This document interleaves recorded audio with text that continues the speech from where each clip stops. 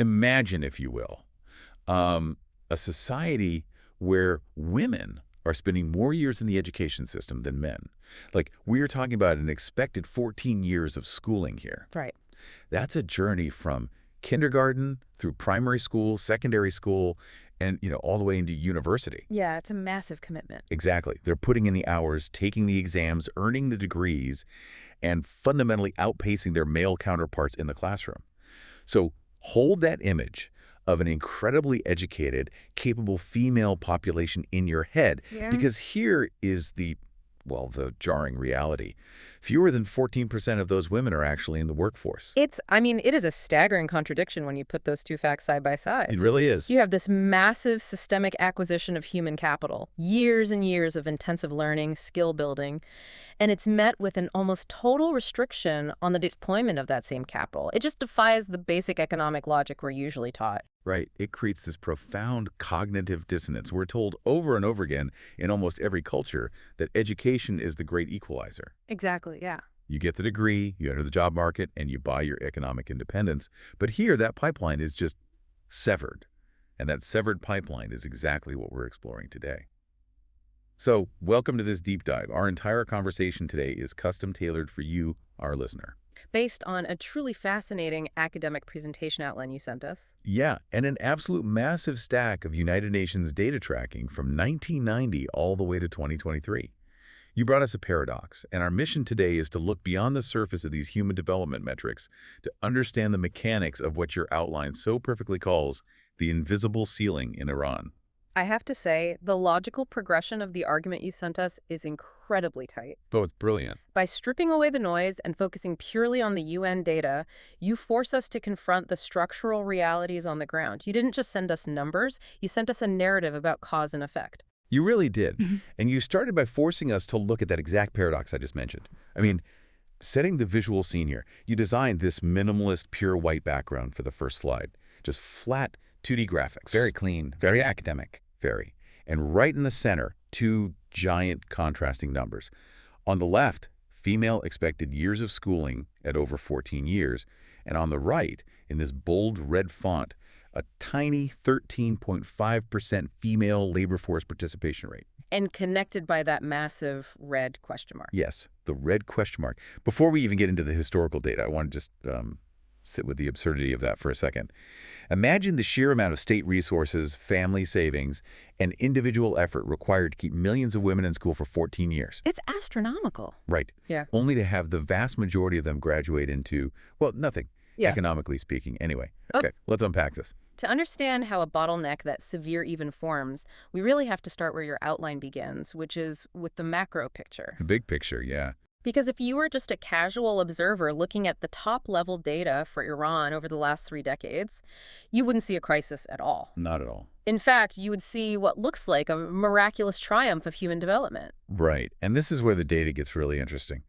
The top-line numbers paint a picture of an absolute bull run. Before we can understand the gender paradox, we have to look at the overall Human Development Index, or HDI. Right. And on paper, looking at the visual you proposed, this double-line chart, Iran's trajectory looks like a tech stock that just keeps climbing. You even put a big upward arrow focusing right on the 2023 peak. Yeah. Let's break down what the HDI actually is, because it's crucial for understanding the rest of the data.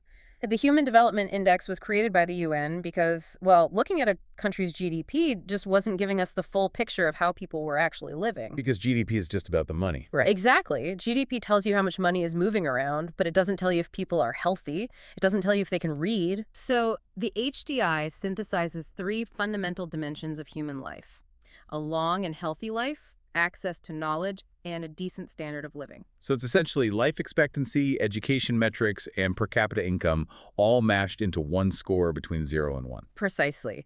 And the numbers you provided for Iran's overall HDI are undeniably impressive. In 1990, Iran's score was 0.626.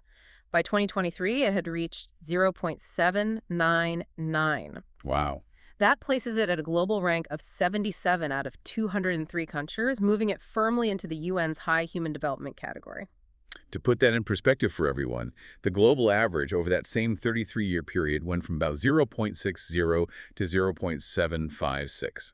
So Iran didn't just grow, it sharply outpaced the global average. It really did. It's pulling ahead of the pack. Yeah. If we connect this to the bigger picture, it's like looking at a company's stock chart from distance. The overall health of the nation seems to be thriving. And we shouldn't understate what a jump from 0.626 to nearly 0.8 actually looks like on the ground. All right, that's not just a rounding error. No, that kind of macro growth isn't an accident. It requires systemic, generational improvements in national infrastructure. It means you are successfully building power grids. You're expanding road networks so people can reach hospitals. Yeah. You're implementing mass vaccination programs and building schools in rural areas. It means significantly more children are surviving infancy, learning to read, and earning a basic living. And this is a massive, but HDI is an average. Yes. And averages are incredibly good at hiding the truth. I always think about it like this. If I have $1 million and you have $0, on average, we both have $500,000. We look great on paper. You look fantastic on paper, but your lived reality is vastly different from mine. You're broke and I'm rich. So to see who is actually experiencing this HDI growth and where the momentum is really coming from, we have to split the data by gender, starting with the two most positive metrics, which are education and health. Exactly. And the moment we disaggregate that data, we start to see the specific fuel driving Iran's macro growth. And the data from your outline reveals something extraordinary. Yeah. The heavy lifting of this human development miracle is, in large part, being driven by historic, unprecedented strides made by Iranian women in both classrooms and hospitals. Let's start with the education data, because this is where my jaw genuinely dropped when I was reviewing the UN statistics you sent over. So in 1990, the female expected years of schooling was 9.63 years. Right. So essentially, a girl starting school in 1990 could expect to maybe finish middle school, perhaps start high school if she's lucky. Yeah, that was the baseline. But by 2023, that number leaped to 14.087 years, over 14 years. And we need to be very clear about what expected years of schooling actually measures because it's a specific predictive metric. Okay, break that down for me. It represents the total number of years of schooling that a child of school entrance age can expect to receive, assuming that the current enrollment rates across all age groups remain constant throughout their life. It's basically a snapshot of the educational pipeline's capacity at this moment in time. Okay, so 14 years.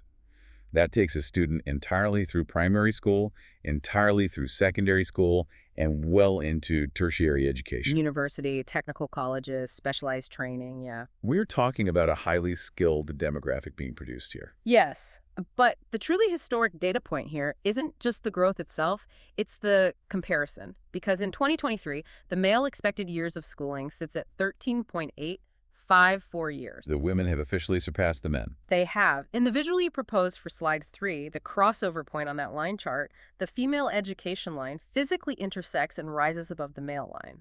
I love how you highlighted that with the dotted circle in the outline. A huge success in educational parity. It's a literal crossover point in the data, and achieving that kind of educational parity and then blowing past it is not something that happens passively. It requires a massive, synchronized cultural and institutional mobilization. Walk me through that. How does a country actually achieve that kind of shift in 3 decades? Yeah. Because going from 9.6 years to over 14 years for an entire gender, that isn't just about, building a few more brick-and-mortar schools. No, it's about shifting the entire societal expectation. It means families in both urban and rural areas are actively prioritizing their daughters' education, and often at great financial cost. Right. It means universities have opened their doors and are enrolling women in massive numbers, particularly in STEM fields, sciences, and humanities. It implies that the state itself has facilitated and funded this academic pipeline. You simply don't get millions of women into higher education without a functioning, robust, state-sponsored educational apparatus. That makes total sense. And what's fascinating from the outline you provided is that this educational triumph is mirrored by an equally dramatic victory in public health. Yes, slide 4. Yeah, you pointed us straight to the maternal mortality ratio, or MMR. And again, the numbers are just staggering. In 1990, the MMR was 76.6 deaths per 100,000 live births. A very high number. Very high. But by 2023, that plummeted to just 22.0. That is a 71% drop.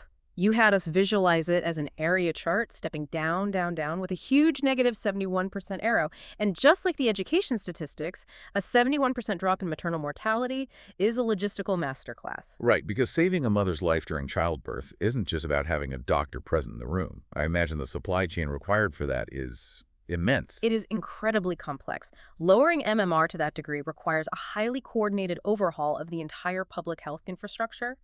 Think about what needs to go right here. Okay. You need widespread prenatal care, which means you need rural clinics, not just city hospitals. Right. You need to train and deploy thousands of midwives and specialized nurses. You need reliable cold chain supply networks for medications like oxytocin to stop postpartum hemorrhaging. Oh, wow. Yeah, the medication has to stay cold. Exactly. You need blood banks. And fundamentally, you need accessible paved road networks so that a pregnant woman experiencing complications in a remote village can physically reach a surgical hospital in time. So a drop in MMR isn't just a health metric at all. It's a proxy for overall national infrastructure. It means the state successfully built a system that actively protects and preserves women's lives. Exactly. And the payoff of that system is reflected in the overall longevity data you highlighted. Female life expectancy in Iran jumped from 66.2 years in 1990 to 79.6 years today. Nearly 80 years old. Yeah. Okay, so let's synthesize what we have so far, because this is where my brain starts to hit a wall. Yep. We have a female population that is living nearly to 80. They are spending 14 of those years in the education system, literally outschooling the men. They were surviving childbirth at unprecedented rates because of a robust healthcare infrastructure. If we stop the analysis right here, this is one of the great success stories of the late 20th and early 21st centuries. It is. If human development were judged solely on the acquisition of health and knowledge, this would be an unmitigated triumph. But this is exactly where I get so confused. Because everywhere else in the world, we are taught that acquiring knowledge and health naturally translates to economic power. Right. Education is supposed to equal empowerment. That's the standard model, yeah. If women in Iran are out educating the men, they should be storming the labor market. They should be starting businesses, climbing corporate ladders, driving innovation, and effectively running a massive chunk of the economy. The pipeline from a university degree to a paycheck is supposed to be direct. And that very logical assumption is precisely where the narrative fractures. Because when we look at how that incredible foundation of health and education translates into equitable lived reality, the bottom simply falls out. This brings us to the turning point in your outline. Slide 5. You directed us to look at a different UN metric, the Gender Development Index, or GDI. Yes, and the distinction between the overall HDI and the GDI is critical to understanding this paradox. While the Human Development Index measures the country's overall progress, the Gender Development Index measures the gap in that progress between men and women. Okay. It looks at the exact same three dimensions, health, education, and standard of living, but it calculates a ratio comparing the female achievements to the male achievements. So a perfect GDI score of 1.0 would mean absolute parity between men and women across health, education, and income. Correct. And globally, the average GDI currently hovers around 0.955. Countries are generally inching closer to parity. But when we look at the 2023 data for Iran, the GDI is 0.875. Which, might not sound like a huge drop intuitively, 0.955 versus 0.875, until you look at the global rankings. That's the key. Wow. Remember, Iran's overall HDI rank was a very respectable 77th in the world. But when you switch to the GDI rank, Iran plummets to 171st out of 194 ranked nations. Wait, 171st? Yes. That is a 94-place free fall? That places them near the very bottom globally for gender development. The dumbbell chart you designed for this slide is perfect. It just shows this vast, heavy, empty space between Iran's GDI and the global average. But how is that mathematically possible? I mean, if the health ratio is fantastic, women are living to nearly 80, and the education ratio is historically great, women are outschooling men, then two of the three pillars of the GDI are incredibly strong. What could possibly be dragging the overall score down to 171st in the world? This raises an important question, right? And the answer is the third pillar, the standard of living, which the UN measures via per capita income. If health and education are the wings of an airplane, income is the engine. And in this case, the engine has completely stalled. Wow. The answer to why the GDI is so low lies in what happens the exact moment these highly educated women step out of the university, degree in hand, and attempt to enter the workforce. And this is the economic abyss. Slide 6. This is where the concept you introduced, the invisible ceiling, stops being a metaphor and solidifies into cold, hard data. Let's look at the labor force participation rate. In 2023, the male labor force participation rate in Iran was 67.54%. The female labor force participation rate was a shocking 13.58%. 13.58%. I want to make sure I'm fully grasping this. We are saying that out of all the working-age women in the country, millions of whom possess advanced university degrees who have benefited from 14 years of state-sponsored education, fewer than 14% are actually engaged in the labor market. That is exactly what the UN data shows. And to truly understand the severity of this, we have to look at the historical context because that reveals the stagnation. Right. Timeline. In 1990, the female labor force participation rate was 9.92%. Today, 33 years later, it is 13.58%. That's an increase of less than 4 percentage points in over 3 decades. Exactly. While expected years of schooling jumped by 4.5 years, workforce participation barely moved an inch. It has effectively flatlined. You have over 3 decades of massive transformative advancements in female health and education, and it has not moved the needle on economic participation in any meaningful way. Your outline framed this beautifully. You called it the stagnant 33 years. Yeah. And the minimalist area chart you suggested, a massive block of color for the working men and this tiny flat sliver for the women. It's just a gut punch visually. It really emphasizes the disparity. As an outsider looking at this data, it's almost impossible to comprehend. It's like spending 3 decades building a state-of-the-art fleet of sports cars, right? Yeah. You give them premium fuel, you tune the engines, you invest millions, and then you just leave 86% of them permanently parked in the garage. The cars have all the potential energy in the world and 0 kinetic energy. That is a very precise analogy. The human capital has been cultivated at a massive scale, but it is fundamentally barred from being utilized. And to be clear, maintaining our strict impartiality in analyzing these UN figures, we aren't speculating on intent here. We are looking purely at the mathematical reality of the labor market. Right, just the data. The state successfully provides the education, but the structural environment of the economy does not or cannot absorb the graduates. Here's where it gets really interesting, though. Because why? If I'm an employer, why wouldn't I want to hire from a talent pool that is literally more educated than the alternative?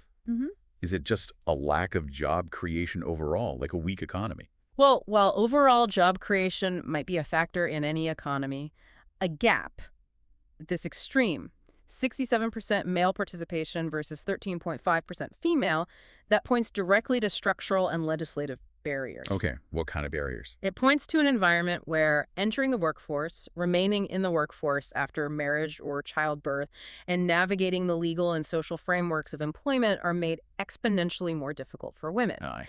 The invisible ceiling isn't just a glass ceiling at the corporate boardroom level. It's a reinforced concrete ceiling right at the entry door to the labor market. And when you have 86% of your female population absent from the labor force, it doesn't just affect unemployment statistics. It's a mathematical inevitability that this creates a massive crater in wealth generation and wealth distribution, which leads us perfectly into the next logical step of your outline. Slide 7, the wealth scissors. Yes, because absence from the labor force directly dictates who holds the purse strings, and subsequently who holds the power. We are moving from the cause to the systemic effects here. Let's examine the wealth disparity. Okay. The UN measures standard of living through gross national income, or GNI, per capita.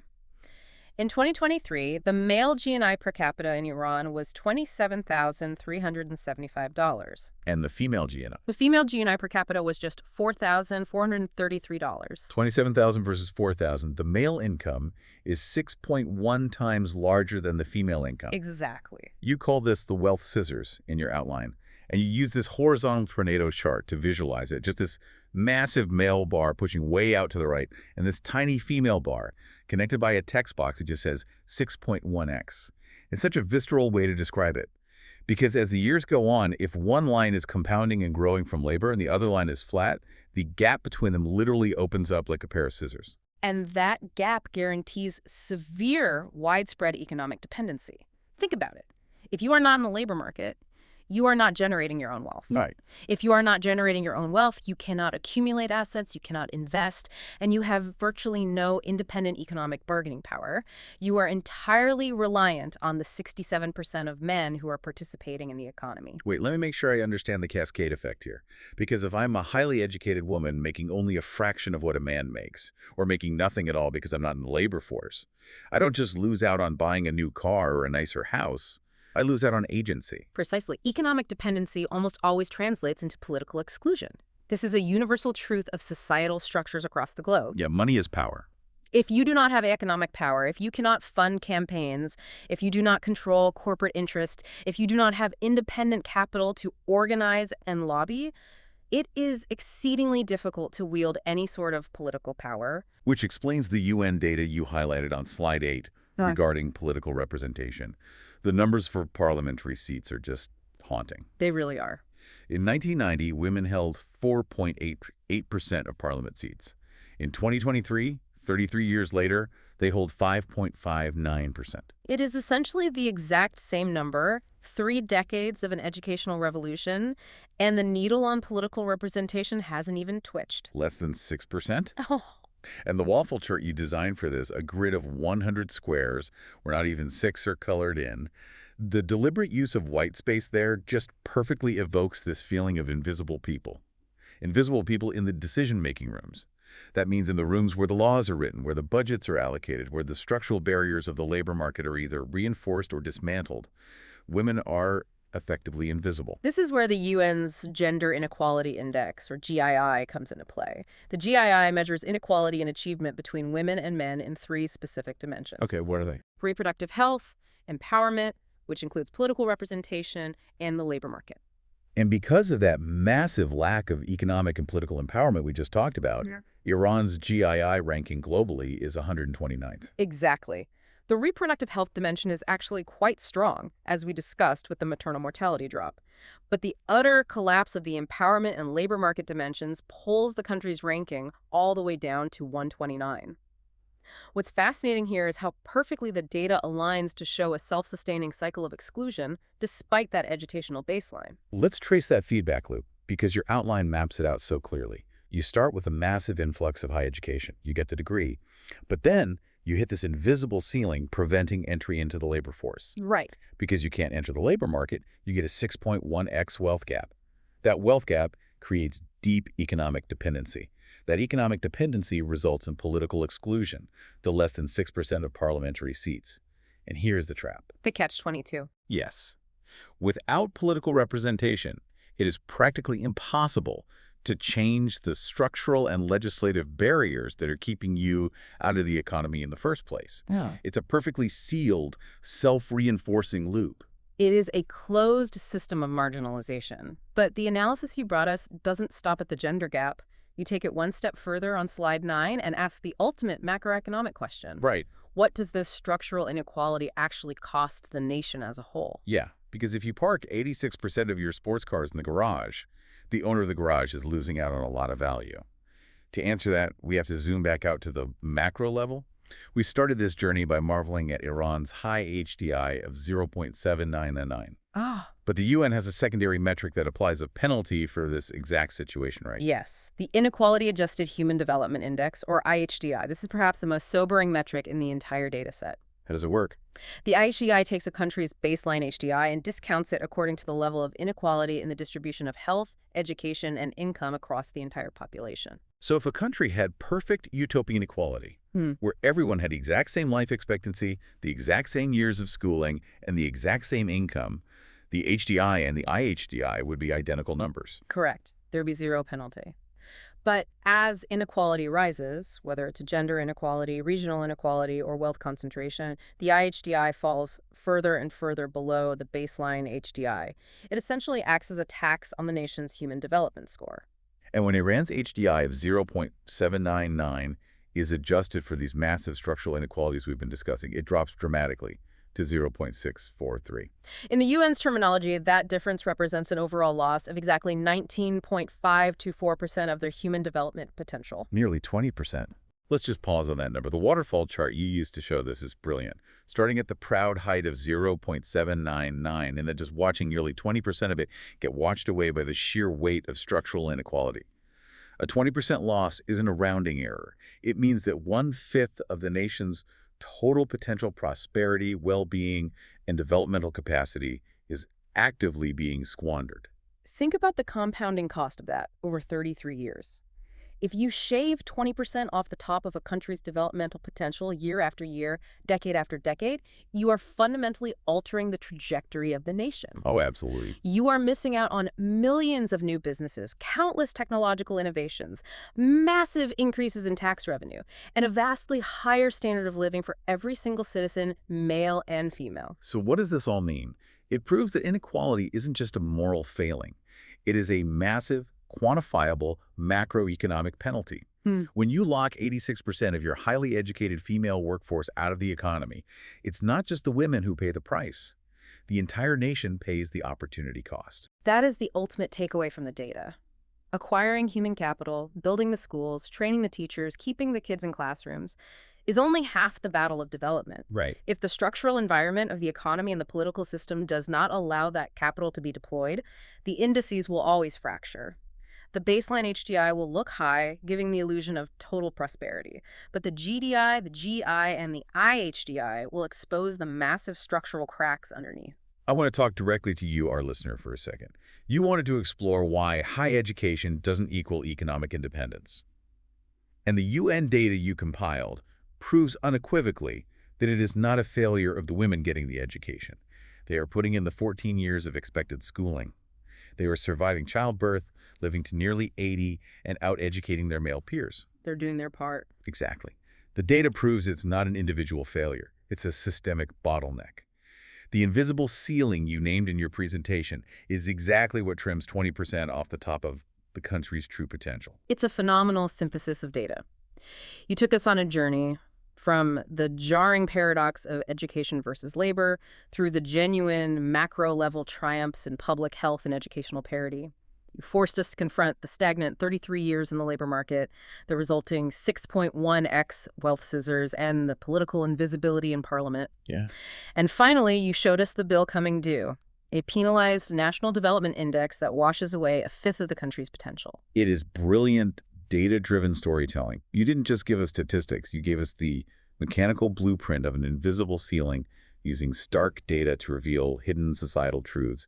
And before we wrap up this deep dive, we want to leave you with a final provocative thought, something for you to mull over that builds on everything we've unpacked today. Right. If a nation has the state capacity and the logistical prowess to engineer a massive public health victory cutting maternal mortality by 71%, and if it can facilitate an educational revolution where women actually outschool men, then the state's capacity for profound systemic change is clearly there.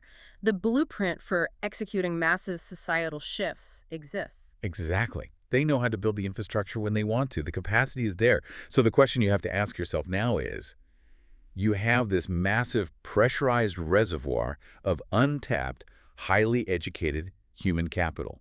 Millions of women with 14 years of schooling under their belts. When the mounting pressure of all that potential energy finally meets that unyielding 13.5% economic bottleneck, what happens to the ceiling? Does it slowly lift, or does the pressure cause it to shatter? That is the multi-trillion-dollar question. Thank you for bringing us such an incredible framework, and thanks for taking this deep dive with us today.